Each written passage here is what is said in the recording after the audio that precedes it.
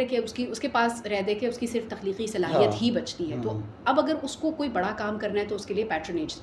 लेकिन उसके साथ बाज़-औक़ात मामला ये आता है कि वो चीज़ बहुत ज़्यादा कमर्शलाइज हो जाती है, या फिर ये है कि आपको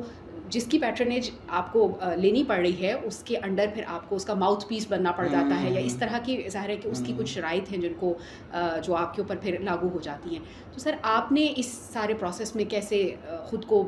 जो है वो नेविगेट किया और ख़ुद को कैसे बचाए रखा? क्योंकि ज़ाहिर है कि जो काम आप प्रोड्यूस कर रहे थे उसमें बहुत सारे मौज़ूआत जो हैं वो तो ऐसे थे कि जो बड़े कंट्रोवर्शियल भी हुए, तो उस हवाले से क्योंकि आपका काम जो है वो मुनफरिद भी था और वो हमने देखा भी, लेकिन ये कि ज़ाहिर है उसमें मुश्किलात तो बहुत आई होंगी। मुश्किलात बहुत आई, लेकिन मेरे साथ ये था कि मैंने शुरू से अपना वो कर लिया था कि मैं ठीक है कि आप देखते हैं कि भाई चैनल्स के लिए जब आप काम कर रहे होते हैं तो आपको पता होता है एक सेंसर पॉलिसी होती है, उस पर तो आपको अमल करना होता है कि मतलब, लेकिन उस पॉलिसी से हटकर भी बाज़ दफ़ा होता है कि आप अपनी बात कह जाते हैं। तो मुझे शुरू से था कि मुझे अपनी बात कहनी है मुझे, और फिर मैं देखता था कि क्योंकि मैं इस मामले में बड़ा शातिर था कि मैंने शुरू में देख लिया जो बड़े बड़े राइटर्स हैं, मैंने देखा उनका यही होता है कि जब वो चैनल्स वालों के पास जाते हैं ना तो वो कहते हैं कि भाई ये लिख दें, तो वो मैंने देखा वो आगे से चू नहीं करते, वो कहते हैं अच्छा ठीक है हम इसको चेंज कर देंगे, हम इसको चेंज कर देंगे। तो जब मैंने ये देखा ना तो मुझे ये बात समझ में आ गई कि अगर आपको एक कामयाब आदमी बनना है, या मतलब कामयाब आदमी कमर्शियली मैं नहीं कह रहा, मतलब अपनी नज़र में कि भाई आपके लिखे हुए को लोग वो कर रहे हैं, तो मैं कहा फिर आपको ना आपको अपनी बात समझानी पड़ेगी इन लोगों को। और अगर आप शुरू में अगर आप कॉम्प्रोमाइज़ कर लेंगे ना तो उसके बाद फिर क्या होता है आपके लिए समझौतों की लाइन लग जाती है। तो मेरे साथ ये हुआ, मुझे अभी भी याद है कि मुझे सब कहते थे, ये जितने भी राइटर्स हैं, मुझे सुल्ताना सिद्दीकी ने बताया कि वो सब कहते हैं कि आप इनके ड्रामे कैसे कर देती हैं कि इतने बोल्ड भी होते हैं, ये भी होता है, और हम ज़रा सा कुछ लिखते हैं तो उन्होंने कहा कि भाई तुम अपनी बात को मनवाओ ना, तुम लोग मनवाते क्यों नहीं है, तुम लोग मान क्यों जाते हो। तो मेरे साथ यही था, मैंने उस दौर में ही मतलब ऐसे प्लेस हमारे चले, जैसे बर्न्स रोड की नीलोफर जो मेरा बड़ा मशहूर वो है, भाई आप यकीन करें कि ये 2 साल से सबके पास सब कहते नहीं ये तो बोल्ड है, ये फला है, ये दिमाग है, वो करके इत्तेफाक की बात है कि इकबाल अंसारी AR भाई में जब आए तो इकबाल साहब ने मुझे बुलाया, तो मैंने उनको बताया कि भाई ये कहानी, उन्होंने कहा कि आप करें, और उसके बाद जब वो हो गया, यकीन करें वही चैनल्स जो आपको वो कर रहे थे वही सब कह रहे हैं हमें बर्न्स रोड की नीलोफर टाइप का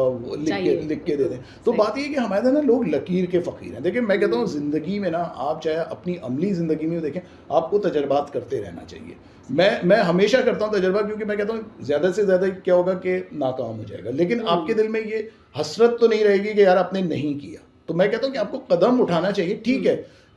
50-50 है ना, कि कामयाब भी हो सकता है नहीं भी हो सकता। तो इस वजह से मेरे साथ ये हुआ कि मैं नहीं सुनता अभी भी, जैसे वो जंग जो है हमारी कि जी अपनी बात मनवानी, वो आज तक चल रही है। जैसे अब मैं कर रहा हूँ, अब भी होता है, लेकिन क्या होता है, अब जैसे घिसी पिटी मोहब्बत का आप जिक्र करेंगी, उसमें एक कैरेक्टर था वो बॉडी डिसऑर्डर का जो शिकार है, तो उसका क्या हुआ कि जो मैंने कंटेंट में दिया तो उन्होंने कहा नहीं फसी भाई ये तो सवाल ही नहीं पैदा है कि ये हो जाए, ये तो बड़ा अजीब सा देखने में भी बड़ा घिन सी आती है कि एक आदमी है जिसके मुंह से बदबू आ रही है, जिसकी बॉडी से आ रही है। तो मैं कहा भाई ये तो कॉमन चीज़ है। अच्छा फिर मैंने कहा अच्छा मैं खुद बात करूँगा। फिर मैंने इनके कॉन्टेंट में उस वक्त जो साहब थे साहिबा थी सॉरी, उनको मैंने किया, मैंने बड़े तरीके से उनसे बात की, तो उनसे मेरी बात हो रही थी, तो मैं ऐसी बात करने लगा। मैंने अपने टॉपिक मैंने कहा देखिए बाज़ लोग होते हैं उनके बॉडी से स्मेल आ रही होती है और आदमी कह भी नहीं सकता। तो वो खातून जो थी उन्होंने कहा बिल्कुल करिए, मेरे ऑफिस में मेरे साथ जो बैठता है ना फसी, मतलब वो जब आता है ना आप यकीन करें, कह रही है मैं अपनी सांस अंदर तक रोके रखती हूँ कि जब जाएगा तो मैं उसके बाद सांस को करूँगी। तो मैं कहा ये टॉपिक्स क्यों नहीं होते, तो कहेंगे नहीं होने चाहिए। कह रहे इसमें क्या है, मैं कहा ये कोई वो ऐसा वो तो नहीं है कि जिसपे कहीं बिल्कुल भी नहीं। मैंने ये लिखा ये लोग मना कर रहे हैं मुझे। उन्होंने कहा नहीं, उन्होंने कहा बिल्कुल ये तो करें, कह रहे इसको तो एड्रेस करिए। तो मैं आपसे कहूँगी कि आप लिखें और इसको तफसील से लिखें। तो मैं यही कहता हूँ कि अपनी बात अगर आप समझ रहे हैं ना कि आपको अपनी बात कहनी है, तो उस बात के कहने के कुछ आदाब होते हैं, उस पर आपको अमल करना चाहिए थोड़ा सा। ये नहीं कि किसी ने आपने ज़रा सा किसी ने डाटा आंखें निकाली कि आपने फ़ौरन अपना कागज़ समेट लिया कि अच्छा नहीं हम कुछ और कर लेते हैं। ये सारी चीज़ें होती हैं। बहुत खूब, बड़ा ये मज़े का वाक़या था।